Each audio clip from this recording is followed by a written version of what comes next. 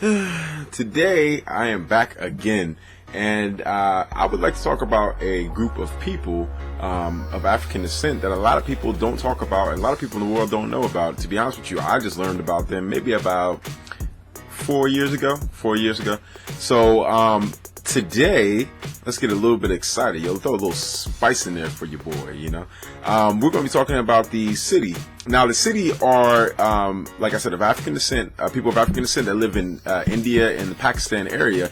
And most cities are believed to be descendants of, traders. A lot of them were trading back and forth, sailors, soldiers, and servants and merchants from all over Africa, but initially from West and Central Africa. And the biggest wave of the migration is said to have lasted between the 12th and 19th century. And most cities are Bantu descent, like I said, of West Africa and South East Africa. And, but that was at the beginning of the migration of the Siddi to India and to the Pakistan area. And in the 13th and 14th century, most of the people of African descent that was coming over to Pakistan and India were at that point slaves, and this was due to the Arab slave trade and also to the European slave trade. And the biggest European traders was Portuguese that were taking cities over to India, as well as Arab slave owners that were taking the cities to India as well. So when they got most of these slaves, they were mostly drawn from like the Nile region at that point, where it was like Egypt, Ethiopia, Somalia, Sudan. So those areas were, where later cities, people have come from. The Siddi community is also, not. There's really not a good count on the Siddi community. It's believed right now to be between about 20,000 and 55,000, individuals that are, from or that are Siddi. And, the government doesn't know an estimated amount number, because there's different regions that, the Siddi live out far in different regions, and there's regions that are, not counted, and, different kind of census things that, because of the caste systems, the cities are basically considered untouchables, seeing that they're not even, Indian by, I guess, the last couple thousand years standards, and so the cities are not even in a caste as far as the Indian society. If you don't know about the Indian society, they have different castes, or whatever, different places in the world, they call them different things, different clans, different tribes, different castes, whatever you would like to call it. But in India, it's or I don't want to say whatever you like to call it, but however you like to think about it. In India, it's caste system. So since the Siddi are obviously of African descent, they're not in any caste, because when they came over there, they're obviously from different cultures and different people. So they weren't even in the caste. So in modern day, that sort of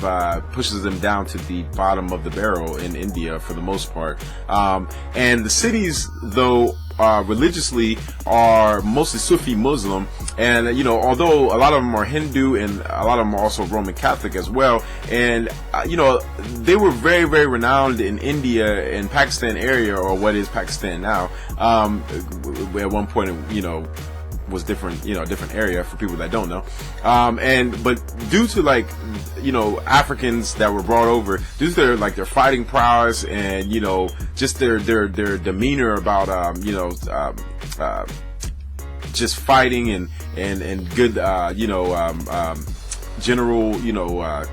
general abilities and things of that nature, from where they came from and in Africa, and what maybe necessarily what kingdom they were in and things of that nature. Many of them were armies and conquerors of sultans, and they were all over India, in different states, very prestige states. And in the states, I mean kingdoms. And so, they were wanted mostly because of their loyalty and strength at that time, especially in India, and they received grants and land and, for return of their services that they, gave to different sultans and things of that nature. So with the arrival of the Europeans, especially the Portuguese, into the slavery scene in the 16th century, the cities were eventually even, taken from the middle of Africa, and regions such as Congo and Mozambique, Malawi, Tanzania. So they're very much so like African Americans, to where they have mix of different African ethnic groups inside of them to give them, some of them, unique looks and things of that nature. Excuse me, their communities are very poor, though. A lot of them live on the outskirts of the major cities, in the maybe in the countryside, and they marry amongst each other. So it's almost like there's a system within them, to where it's like cities only marry other cities. Some marry outside and they marry Indian, different cast of Indian women or different kind of Indian women. But for the majority, they marry within the cities, marry within, and basically, like I was telling you earlier, the cities are, called like a scheduled caste, or, a scheduled tribe, meaning that, they are reserved to like quotas of the government, jobs, quotas, in state, they're like guaranteed certain things, not that much, but, they have like states, quotas that the Indian government needs to make, and they have like, state schools, and they have like subsidized housing or homes for the cities. Some cities, not a lot, but, they're giving out some. And, like I said, in many cases, just like how us African Americans are, they preserved a lot of their musical and like the dance and their traditions, and their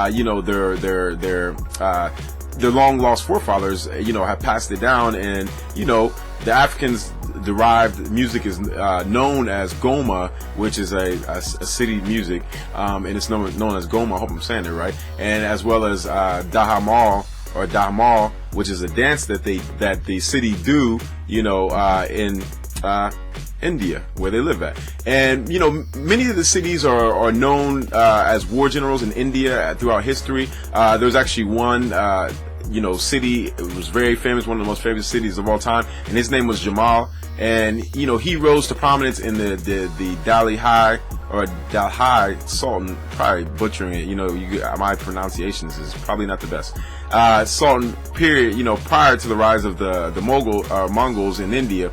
And he was a very very close friend, and general of the I want to say her name is, let me think, I think her name is Raz, I hope I said it right, Raza Sultan. And it was she was like one of the first women, female sultans, and they were lovers, and he was he was a just very very great general, and a general that is very well known in the India and Indian history. And he was just an example of the very important people that have helped, people of African descent that has helped India in the Indian history, and just as well as contributing to the Indian society. So the city people are still not getting treated good by the government. There's still a lot of talks and a lot of like programs that are, I guess, trying to be put into action to take care of the city people and to treat them better. But as far as what's going on today, the city people, for the most part, are still getting treated like outcasts. They have adopted a lot of the culture in India. They know different Indian languages. They actually, a lot of them dress with traditional Indian clothing, which is very similar to East African clothing. So if you're familiar with, I'm pretty sure a majority of people in the world have met an Indian person, but if you haven't, and you've met another African person, well then, they look more so like, dress more so like East Africans, and or so, the other way around. If you've never met an African, but you've, East African, but you've met an Indian, then they dress like that, similar. So that was a video on these cities today. I hope you've learned a lot about the cities. The cities are very well known, and they're very just very well known for not getting recognition, and it's really sad. But today we learned a little bit about the city. Like always, try to find out whatever you can about your people. There's always something new to be found out, and our history is deeper than what they tell us. And like I always, peace and one love. I'm out.